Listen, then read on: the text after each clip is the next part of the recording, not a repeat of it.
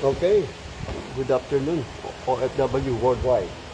At sa lahat ng mga Pilipinas sa Bensang Pilipinas, sa Mindanao. Ito, container. Isang palet. Naglagay tayo ng detergent. Ilalagay naman sa truck. Ayan. Fighting, OFW lifestyle. Dito lamang sa detergent. Alba.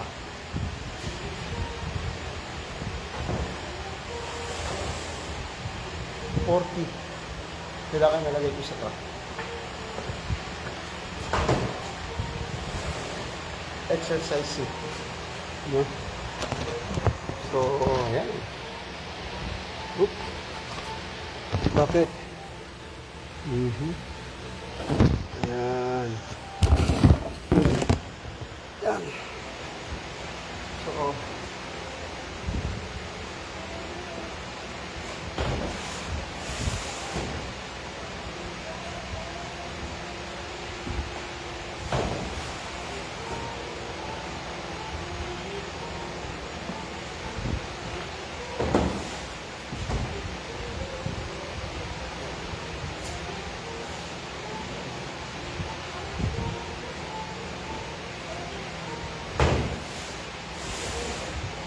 So, 40 ilalagay ko sa sasakyan. May pananang madali, may pananang militar. Pero okay lang, kaya-kaya. Ito ang aking Alba. Thank you for watching sa 1 million view. Kuya is brother is Pastor is. Ang laman ko, detergent.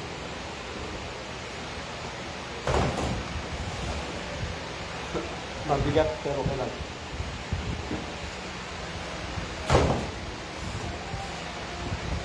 So, medyo hihingal ng konti. Konti pa lang, hindi pa marami.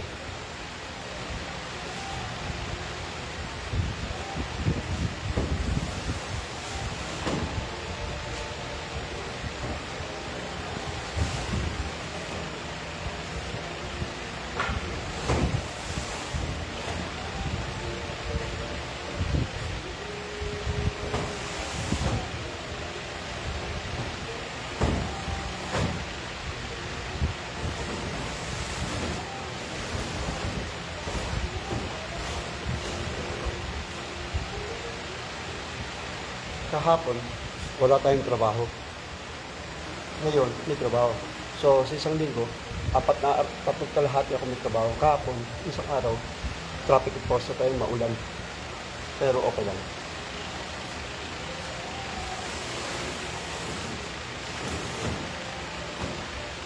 Ito ang buhay OFW. Part-time job, alba.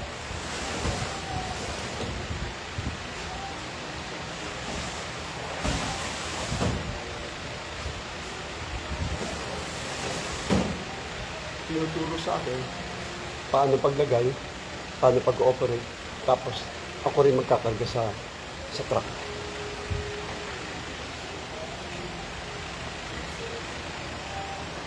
Sir, kinsa na yun, sir? Okay.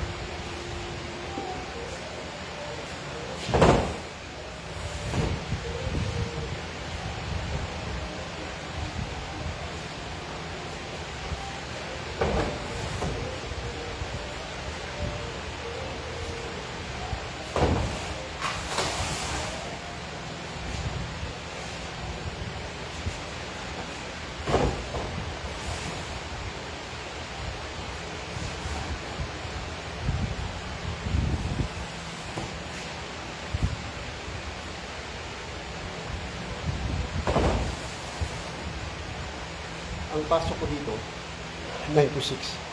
Pero 8 o'clock pa lang, o 7:30 andito na ako. Isang oras ako, kalahati, na, naghihintay.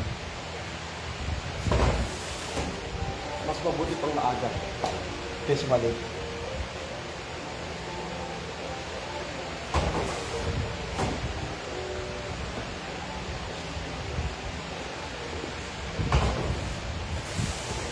At least, bukas Sabado, wala akong pasok.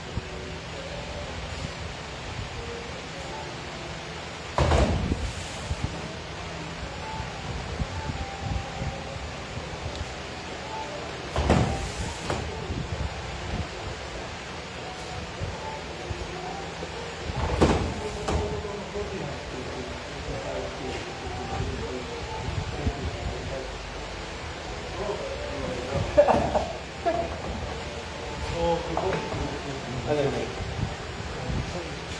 Only 4.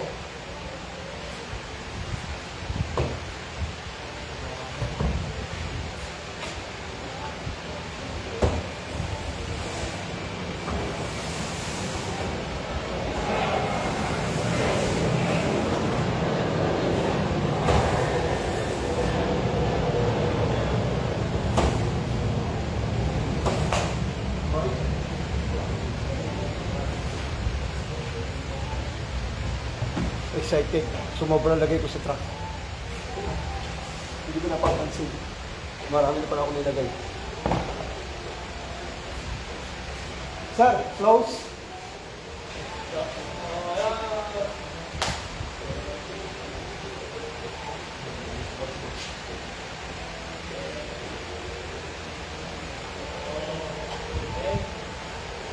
This one, on. No.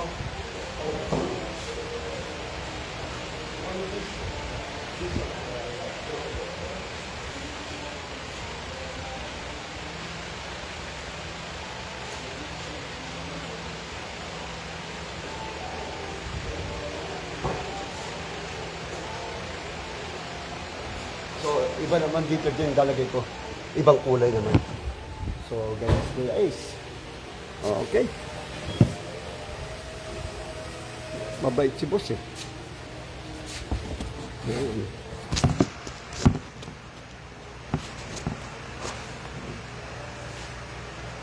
Oops!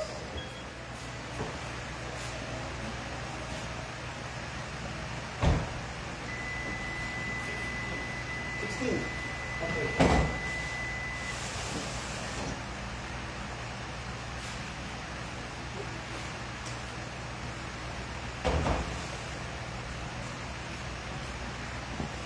Minsan in-English ko sila para matuto sila mag-English.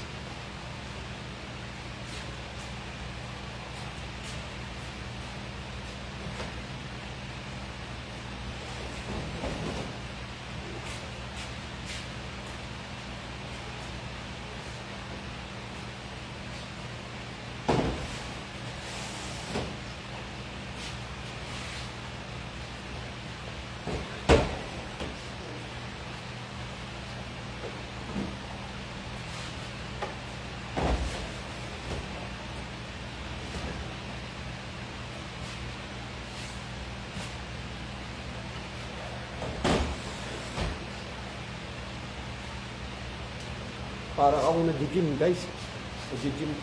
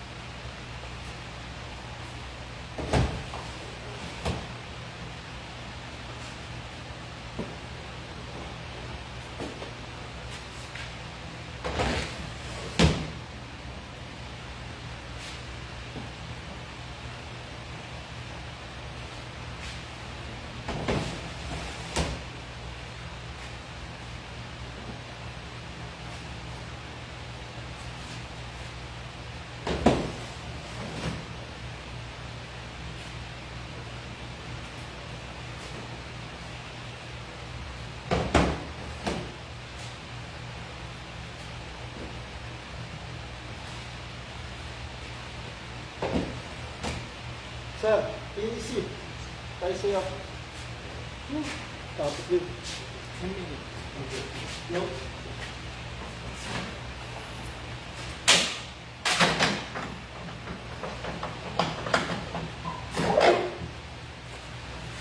Okay. So, break time for 10 minutes. Okay, thank you for watching. Yan ang buhay abroad.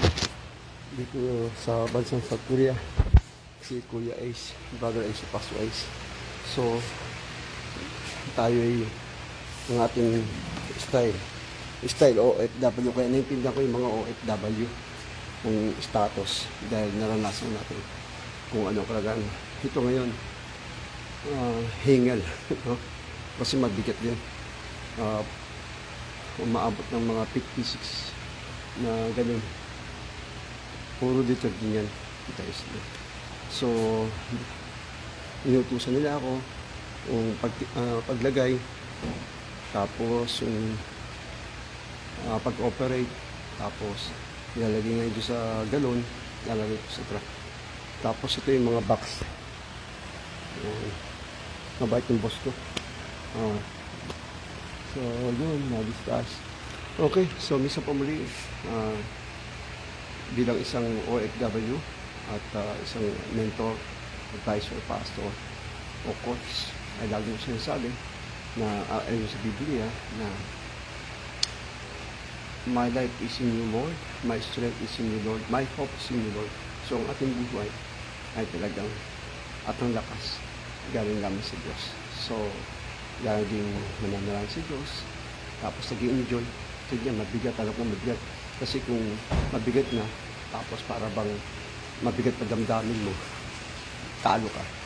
Pero kung alam mong mabigat, isipin mo mabigat.